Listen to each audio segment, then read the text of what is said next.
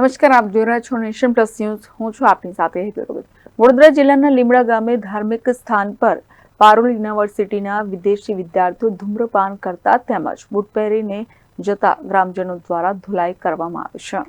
પારુલ યુનિવર્સિટીના વિદેશી વિદ્યાર્થીઓ રજાની મોજ માણવા પહોંચ્યા હતા. જોકે લીમડા ગામ તળાવ પાસે આવેલા ધાર્મિક સ્થાન પર તેઓ સિગારેટ પીતા અને બૂટ ચપ્પલ પહેરીને સ્થળ પર જતા ગ્રામજનો અને વિદ્યાર્થીઓ વચ્ચે ઘર્ષણ થયું હતું, જેમાં 4 વિદ્યાર્થીઓ પર ગ્રામજનો તૂટી પડતા 4 પૈકી એક વિદ્યાર્થીને માથાના ભાગે ગંભીર ઈજા પહોંચી હતી, જે તમામને પારુલ હોસ્પિટલમાં સારવાર અર્થે લઈ જવામાં આવ્યા હતા. બનાવ અંગે યુનિવર્સિટી મેનેજમેન્ટ દ્વારા ફરિયાદ નોંધાવતા વાઘોડિયા પોલીસે ટોળા વિરુદ્ધ ગુનો દાખલ કરી 6ની અટકાયત કરી હતી, જેમાં 2 સગીરનો સમાવેશ થાય છે. કેમેરામેન નવનીત પરમાર સાથે Satyam Navashankar, Nation Plus News, Vadodara. સમાચારોના સતત અપડેટ મેળવવા માટે અમારી નેશન પ્લસ ન્યૂઝની યુટ્યુબ ચેનલને સબસ્ક્રાઇબ કરો, બેલ આઇકન દબાવો અને જોડાયેલા રહો ફેસબુક, ઇન્સ્ટાગ્રામ અને ટ્વિટર પર.